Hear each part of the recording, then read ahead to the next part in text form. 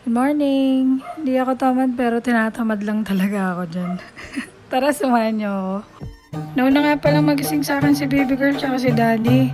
Tapos bigla akong naalala may dumating pala akong parcel kahapon. Order nga pala ako ng 8-in-1 coffee, yung kape na healthy pero hindi nakaka-acid. Pag constipated kasi ako, may inom lang ako ng kape tapos napapadumi na ako. 6 nga pala yung in-order ko kasi para kala mama at papa ko yung 5. Yan nga pala 8-in-1 coffee drink mix. Kasi yan yung nutrition facts niya. Goods na goods to sa mga laging constipated tsaka yung mga gustong magbawas ng timbang. Sa isang box meron ng 10 laman kaya sulit talaga. Tapos tinimpla ko na nga kasi na-miss ko, naubusan ako eh.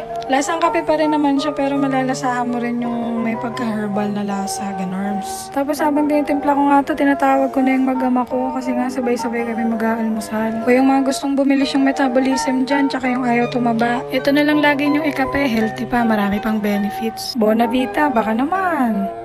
Sarap lang din pag sabay-sabay kayong kumakain sa umaga, no? Kasi yung anak ko tulala pa. Diba?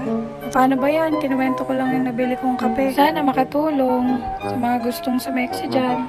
Paano ba yan? See you on my next vlog. Yun lang. Salamat sa pagsama.